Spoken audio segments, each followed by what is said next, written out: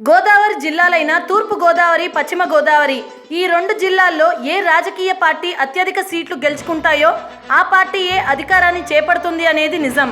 రాష్ట్ర రాజకీయాల్ని అంతగా ప్రభావితం చేయగల గోదావరి జిల్లాలో పశ్చిమ గోదావరి జిల్లా ఒకటి. ఈ జిల్లాలో అత్యధిక జలవనరులు ఉన్నాయి. ఇక్కడ వ్యవసాయంతో పాటు పాడి పరిశ్రమలు, కోళ్ల పరిశ్రమలు, చేపలు, రొయ్యల చెరువులు కూడా కీలక జీవన ఆధారంగా ఉన్నాయి.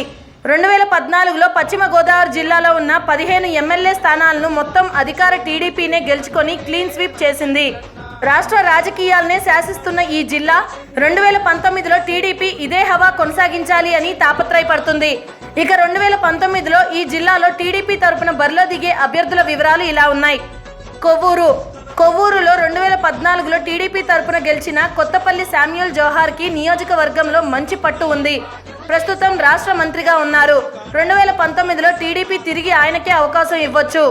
నిడదవోలు ఈ నియోజకవర్గంలో బి శేషారావు టీడీపీ తరపున ప్రస్తుతం ఎమ్మెల్యేగా ఉన్నారు. ఆయన నిత్యం ప్రజల్లో ఉండే మనిషి. సో టీడీపీ 2019లోనూ ఆయనకే మరో అవకాశం ఇవ్వచ్చు.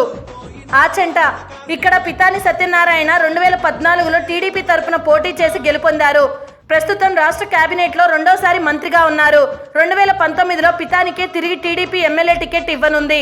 పాలకొల్లులో 2014లో నిమ్మల రామానాయుడు టీడీపీ తరపున ఎమ్మెల్యేగా గెలిచారు. ఆయనకి ఈ నియోజకవర్గంలో మంచి ప్రజాబలం ఉంది. సో 2019లో టీడీపీ అధినేత ఆయనకే మరో అవకాశం ఇవ్వచ్చు. నర్సాపురంలో 2014లో వైఎస్ఆర్సీపీ మీద అత్యధిక ఓట్ల మెజారిటీతో టీడీపీ తరపున బందర్ మాధవ్ నాయుడు గెలుపొందారు. ఆయన నిత్యం ప్రజల్లో ఉంటూ ప్రజా సమస్యలు తీర్చడంలో ఎప్పుడూ ముందుంటున్నారు. 2019లో టీడీపీ ఎమ్మెల్యే టికెట్ ఆయనకే దక్కనుంది. భీమవరంలో టీడీపీకి మంచి బలం ఉంది. ఇక్కడ పి రామాంజనేయులు టీడీపీ ఎమ్మెల్యేగా ఉన్నారు. 2019లోనూ ఇక్కడ ఆయనకే అవకాశం ఉంది. ఉండిలో 2014లో వైఎస్ఆర్సీపీ అభ్యర్థి మీద దాదాపు 36,000 అత్యధిక మెజారిటీతో టీడీపీ అభ్యర్థి వి శివరామరాజు గెలుపొందారు. ఆయనకు స్థానికంగా ప్రజల్లో మంచి పేరుంది. 2019లో టీడీపీ ఎమ్మెల్యే టికెట్ శివరామరాజుకే దక్కుతుంది. తణుకులో 2014లో ఏ రాధాకృష్ణ టీడీపీ తరపున వైఎస్ఆర్సీపీ అభ్యర్థిపై దాదాపు 31,000 ఓట్ల మెజారిటీతో గెలిచారు. ఈయనకి స్థానికంగా మంచి ప్రజాబలం ఉంది. సో 2019లో తణుకు టీడీపీ ఎమ్మెల్యే సీట్ రాధాకృష్ణకే దక్కొచ్చు. తాడేపల్లిగూడెం ఇక్కడ 2014లో బీజేపీ టీడీపీ మిత్రపక్షంలో భాగంగా బీజేపీ అభ్యర్థి పి మాణిక్యాలరావు గెలుపొందారు. ఒకవేళ 2019లోనూ టీడీపీ బీజేపీ మిత్రులుగా ఉంటే పి మాణిక్యాలరావుకే టికెట్ ఇస్తారు. లేనిచో జెడ్పీ చైర్మన్గా ఉన్న బాపిరాజు కానీ బలమైన కాపు అభ్యర్థికి కానీ ఎమ్మెల్యే టికెట్ ఇవ్వచ్చు. ఉంగుటూరు ఈ నియోజకవర్గంలో గని వీరాంజనేయులు 2014లో టీడీపీ తరపున పోటీ చేసి గెలుపొందారు. 2019లో టీడీపీ ఆయనకే మరో అవకాశం ఇవ్వచ్చు. దెందులూరులో టీడీపీ అభ్యర్థి చింతమనేని ప్రభాకర్ 2014లో దాదాపు 18,000 ఓట్ల మెజారిటీతో గెలుపొందారు. ఆయనకి ఈ నియోజకవర్గం మీద మంచి పట్టుంది. 2 సార్లు ఎమ్మెల్యేగా గెలిచారు. సో 2019లో టీడీపీ ఎమ్మెల్యే టికెట్ ఆయనకే దక్కనుంది. ఏలూరులో 2014లో టీడీపీ నుండి బి బుజ్జి దాదాపు 25,000 ఓట్ల మెజారిటీతో వైఎస్ఆర్సీపీ మీద గెలుపొందారు. ఈయనకి ప్రజల్లో మంచి పేరుంది. 2019లోనూ టీడీపీ ఎమ్మెల్యే టికెట్ ఆయనకే ఇస్తుంది.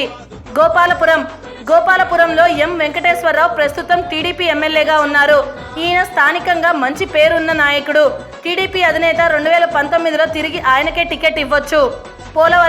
పోలవరం ఎస్సీ రిజర్వ్ నియోజకవర్గం ఇక్కడ దాదాపు 16,000 ఓట్ల మెజారిటీతో టీడీపీ అభ్యర్థి ఎం శ్రీనివాస్ 2014లో గెలిచి ఎమ్మెల్యేగా ఉన్నారు. అధినేత 2019లోనూ ఆయనకే మరో అవకాశం ఇవ్వచ్చు.